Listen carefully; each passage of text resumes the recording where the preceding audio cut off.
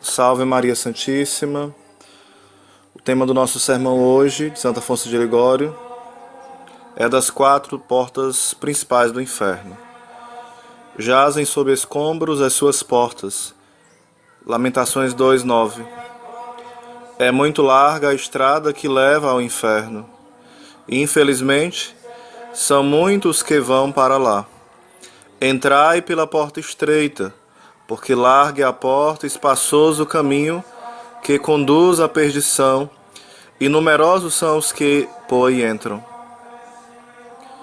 Por isso o inferno tem várias portas, mas elas estão colocadas sobre nossa terra.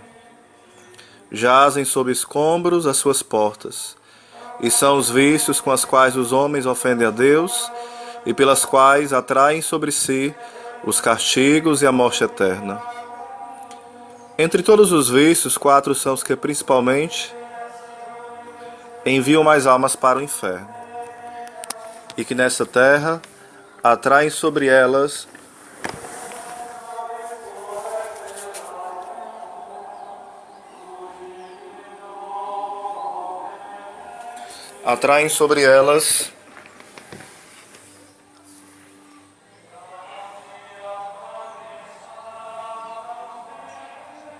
os castigos de Deus: o ódio, a blasfêmia, o furto e a impureza. Eis as 4 portas pelas quais entra a maior parte dos que se condenam. E dessas portas eu quero falar hoje especialmente, para nos emendarmos e remediarmos logo a nossa situação. Senão Deus é quem vai arranjá-la, mas mediante a nossa ruína. A primeira porta do inferno é o ódio. Assim como o paraíso é o reino do amor, o inferno é o reino do ódio. Alguns dizem: Senhor Padre, eu sou grato e amo meus amigos, mas não posso suportar alguém que me faz algo errado. Mas, meu irmão, isso que dizes e fazes, sabe que o fazem também os bárbaros, os turcos e os hindus. Não fazem isto também os pagãos? Diz o Senhor. Querer bem aqueles que te fazem o bem é coisa natural. E isso é praticado não somente pelos infiéis, mas até pelos animais e pelas feras. Eu, porém, vos digo, diz Jesus Cristo, ouvi qual é a minha lei, que é uma lei de amor. Amai vossos inimigos. Eu quero que vós, meus discípulos, ameis até os vossos inimigos. Fazei bem aos que vos odeiam. Vós deveis fazer o bem àqueles que vos fazem o mal. Orai pelos que vos maltratam e perseguem. Se não podeis fazer outra coisa, pelo menos rezai e ajudai com orações aqueles que vos perseguem. E então sereis filhos de Deus, vosso Pai. Deste modo sereis os filhos de vosso Pai do céu. Tem razão, portanto, Santo Agostinho em dizer que somente o amor permite conhecer quem é filho de Deus e quem é filho do demônio. Assim fizeram os santos, amaram seus inimigos. Santa Catarina de Siena ajudou uma senhora enferma que a tinha difamado em matéria de costumes, e a assistiu por muito tempo como uma criada. São Acaio vendeu suas vestes para socorrer uma pessoa que tinha acabado com sua reputação. A um sicário que ele tinha semeado a vida de intrigas, Santo Ambrósio destinou uma quantia diária para que pudesse viver comodamente. Ora, esses sim podem chamar-se verdadeiramente filhos de Deus. Curioso, diz São Tomás de Vilanova, quantas vezes, a pedido de um amigo, nós perdoamos alguém que nos deu um desgosto, mas depois, por Deus que nos ordenou, não queremos fazê-lo? Oh, que bela esperança tem de ser perdoado aquele que perdoa alguém que o tem ofendido. Tem a promessa do próprio Deus que diz: perdoai e sereis perdoados. Remitindo as dúvidas dos outros, as dívidas dos outros, dizia São João Crisóstomo: as tuas próprias é que remites. Remitindo as dívidas dos outros, dizia São João Crisóstomo: as tuas próprias é que remites. Mas quem, pelo contrário, quer vingar-se, como pode pretender obter o perdão dos seus pecados? Recitando o Pai Nosso, ele mesmo está a condenar-se quando diz: perdoai as nossas ofensas, assim como nós perdoamos aqueles que nos têm ofendido. Logo, se ele deseja vingar-se, ele está dizendo a Deus: Senhor, não me perdoe, porque eu não quero perdoar. Tu mesmo fazes ameaça contra ti, dizia São João Crisóstomo. Mas não tenhas dúvida que serás realmente julgado sem misericórdia, tu que não queres usar de misericórdia com teu próximo. Haverá juízo sem misericórdia para aquele que não usou de misericórdia. Como é possível, diz Santo Agostinho, que tenha coragem para aproximar-se de Deus e esperar o perdão das injúrias que ele tem feito, aquele que não quer perdoar o seu inimigo como Deus lhe ordena? Se queres vingar-te, caro irmão, despede-te do paraíso, fora os cães. Os cães, pelo seu natural raivoso, são o símbolo dos vingativos. Esses cães são expulsos do paraíso, e tem um inferno aqui e outro lá. Aquele que carrega ódio, diz São João Crisóstomo, não tem paz, mas está sempre na tempestade. Mas, meu padre, aquele me tirou a honra. Eis o belo provérbio que esses cães do inferno, que querem vingar-se, têm na boca. Tirou-me a honra, quero acabar com sua vida. Queres tirar-lhes a vida? E tu és dono da vida de um homem? Só Deus é dono da vida, porque vós sois Senhor da vida e da morte. Queres vingar-te do teu inimigo? Então Deus, quiçá, quer vingar-se de ti. A vingança só é lícita a Deus. A mim me pertence a vingança e as represálias. Mas de que maneira tu dizes, posso recuperar a minha honra? Como? Para recuperar a tua honra, tu queres calcar aos pés a honra de Deus? Não sabes, diz São Paulo, que transgredindo a lei de Deus, desonras a Deus? Que honra é essa? A de um pagão, a de um idólatra? A honra de um cristão é obedecer a Deus e observar a sua lei. Mas os outros vão me julgar um covarde.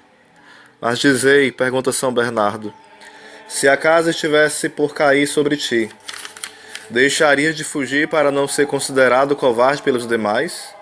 E então, para não ser considerado covarde, queres condenar-te ao inferno? Mas se perdoa, os bons vão te elogiar. E por isso diz São João Crisóstomo, se queres vingar-se, faz o bem ao teu inimigo, porque então os demais falarão mal de teu inimigo e bem de ti. Não é verdade que perde a honra aquele que depois de receber uma injúria diz, eu sou cristão, não posso nem quero vingar-me. Este não perde, mas adquire a honra e salva sua alma. Pelo contrário, aquele que se vinga será castigado por Deus, não somente na outra vida, mas até nesta. Ainda que escape à justiça dos homens, após a vingança, que vida infeliz levará? Como será a infeliz vida do fugitivo, sempre com medo do tribunal, com temor dos parentes do morto, atormentado pelo remorso da consciência, privado da graça de Deus e condenado ao inferno? Como ficará ele? E compreendamos, queridos ouvintes, tanto é pecado vingar-se como desejar a vingança. Se alguma vez recebemos uma ofensa, o que devemos fazer? Logo que sintamos em nós a paixão da vingança, é preciso recorrer a Deus e lembrar-se de Maria Santíssima, para que eles nos ajudem e nos deem força para perdoar. E então, devemos procurar dizer, Senhor, eu perdoo por amor a vós a injúria que me foi feita, e vós, por piedade, perdoai-me as injúrias que vos tenho feito. Passemos à segunda porta do inferno, que é a blasfêmia. Alguns, nas situações adversas, não se vingam dos homens, mas querem se vingar do próprio Deus, blasfemando contra seus santos. E alguns chegam a maldizer o próprio Deus que os mantém. Sabei, meus irmãos, que pecado é a blasfêmia? Diz um autor que qualquer pecado é leve se comparado à blasfêmia. E já o tinha dito São João Crisóstomo, nada é pior do que a blasfêmia. Os outros pecados, diz São Bernardo, se cometem por fragilidade e ignorância, mas este unicamente por malícia. Por isso, São Bernardino de Siena chama com razão a blasfêmia de pecado diabólico, porque o blasfemo, como um demônio, a atira contra o próprio Deus e contra os seus santos. Ele é pior do que aqueles que crucificaram nosso Senhor, porque eles não sabiam que ele era Deus. Mas o que blasfema sabe que ele é Deus, e o injuria face a face, pior que os cães, porque os cães não mordem os donos, que eles dão do que viver. Mas o blasfemo injuria a Deus na hora em que Deus lhe está fazendo o bem. Que castigo, pergunta Santo Agostinho, será proporcional para punir um delito tão horrendo? Não devemos, portanto, nos surpreender, diz Júlio III na sua bula, que havendo um tal pecado, não cessam os flagelos de Deus. Refere o Lourino que no prefácio da programática Sanção da França, é narrado que enquanto o rei Roberto orava pela paz no reino, o crucifixo lhe respondeu que no seu reino jamais haveria paz, até que não fosse extirpada a blasfêmia. O Senhor ameaça destruir a nação em que reina esses malditos vícios. Vossa terra está desolada.